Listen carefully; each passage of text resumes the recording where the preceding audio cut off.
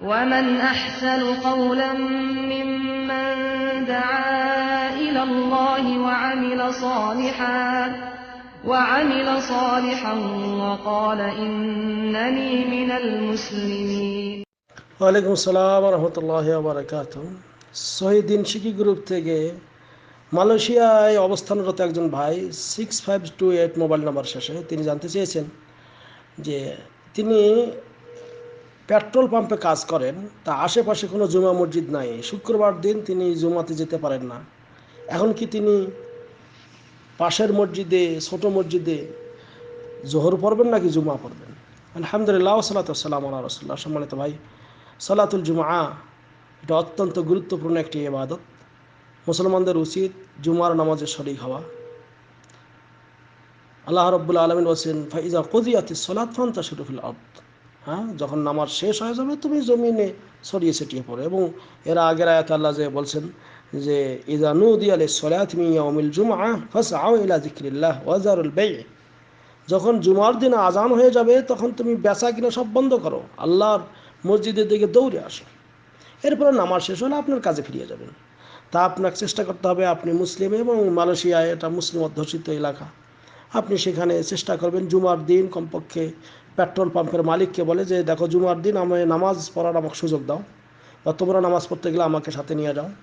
জুমার দিন অবশ্যই আপনি চেষ্টা করবেন জামাতে যাওয়ার জন্য, জুমার নামাজ পড়ার জন্য, যদিও দূরে হয়। আর ইচ্ছা করে কেউ যদি অবহেলা করে এক এক করে 3 জুমা ছেড়ে দেয়, তাহলে আল্লাহ রাব্বুল আলামিন তার অন্তরে মোহর লাগিয়ে দেন। তা এই জন্য খুবই কঠিন কথা। আপনার আমার উচিত হলো জুমার নামাজে অবহেলা না করা। এখন এরপরে যদি আপনার মালিক এমন হয় যে আপনি যদি জুমার দিন ডিউটি না করেন আপনাকে তাড়িয়ে দেবে, আপনার আশেপাশে এরকম মসজিদও নাই, আপনার যাবার কোনো বাহনও নাই, আপনি অসহায় হয়ে গেছেন, তাহলে সেক্ষেত্রে আপনি জুমার নামাজে যদি না যান তাহলে আপনার পাশে যে পেট্রোল পাম্পের মসজিদ আছে সেখানে জোহরের নামাজ আদায় করবেন, জুমার নামাজ নয়।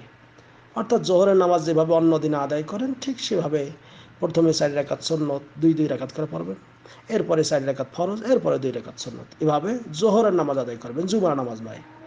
তবে শিশু, বাচ্চা, নারী, দাস, এবং মুসাফির, এই 4 শ্রেণীর লোকের জন্য জুমা ত্যাগ করা বৈধ বা জায়েজ। তা আপনি এর মধ্যে পড়েন না, আপনি কাজের কারণে এটা বাদ দিতেছেন, এটা ঠিক না। এখন যদি অপারগ হয়ে যায় কেউ, আপনি অপারগ হয়ে গেছেন, এরকম অপারগ যে আপনার মালিক অমুসলিম অথবা আপনাকে ছাড়তেছে না, এরকম মানে খুব অসহায় হয়ে গেছেন, অনেক চেষ্টা করেও যেতে পারতেছেন না, তাহলে সেক্ষেত্রে আপনি এই জোহরের নামাজ পড়ে নেবেন ইনশাআল্লাহ। কিন্তু জুমার নামাজ নয়, কারণ জুমা এখানে হবে না, এবং যেখানে জুমার নামাজ আছে সেখানে যেয়ে জুমার নামাজ পড়তে হবে।